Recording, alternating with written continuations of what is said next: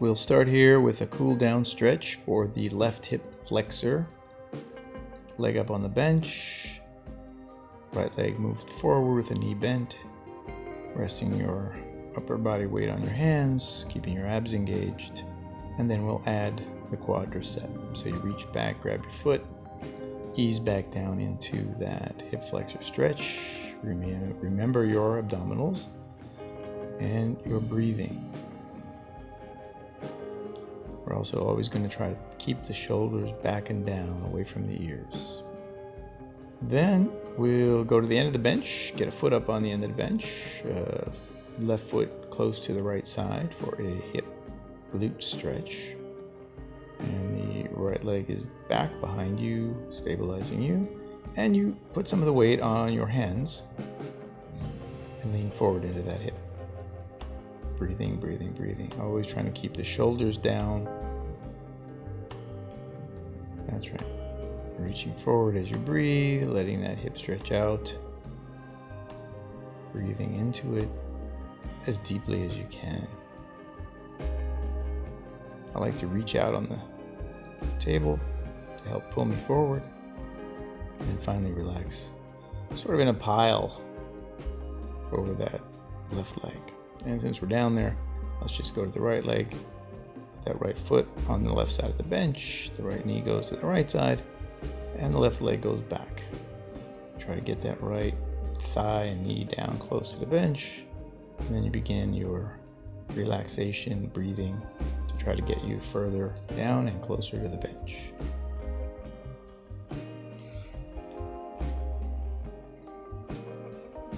Breathing, letting it relax little by little. I usually count 1001, 1002, 1003, 1004, 1005, at least 30 seconds. If you just count 1, 2, 3, 4, 5, 6, it's going to be a little too fast. Always trying to breathe through everything. So we'll go into the right hip flexor. I save that for last because it's my tight spot. We get the abs engaged, shoulders down away from the ears, right leg up on the bench, left leg bent and forward on the floor on the left side of the table. Then we bring the quadricep into it. You have to lift the hip up a little bit to get that, but then you gradually try to lower that hip back down. Breathing, breathing, breathing. I usually do a hip flexor first, add the quad, and then finish off with the hip flexor again to really get in alignment, pulling the shoulders back and down. A couple of good deep breaths to finish. Then I'm going to take the stretch out strap and climb up on the table for my calf and hamstring stretch. We'll start with the calf. Left foot, you put the strap looped over the ball of your foot. And we're going to bend the other leg and kind of use it as a guide so that I'm stretching the left here. I'm going to try to line my thigh up close to the thigh of the right leg just to give me some guidance onto where it ought to be, and let my ankle flex fully. Relax it so that this is a calf stretch and you can really feel it. And I'm trying to keep my shoulders down flat on the bench and down away from my ears too while I'm doing it. Breathing for a good 20 count or 30, and then put the strap on the arch of the foot so it has more grip. And we pull the hamstring in. You can straighten the right leg out so that there's more space between the right and left leg.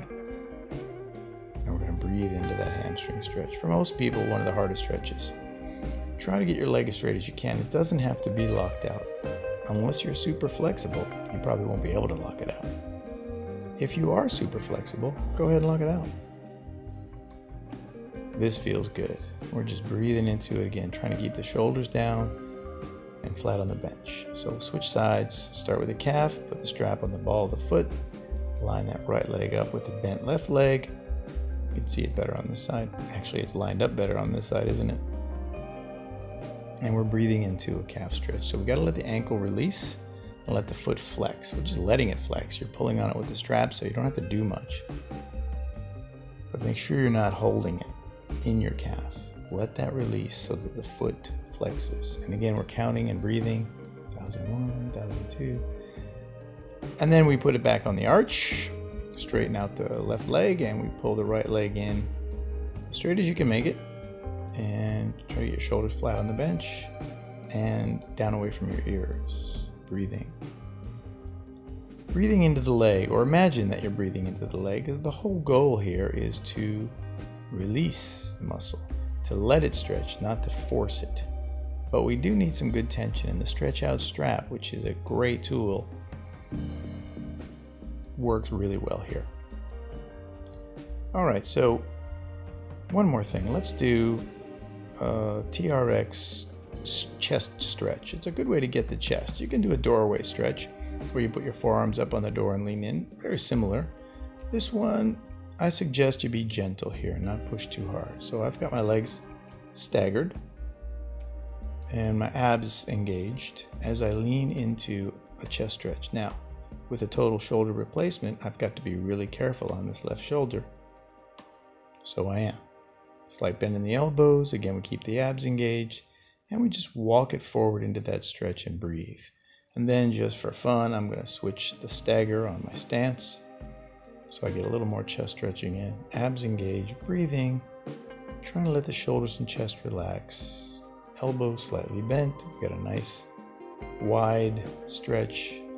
Don't push too hard on this. You can hurt your shoulders.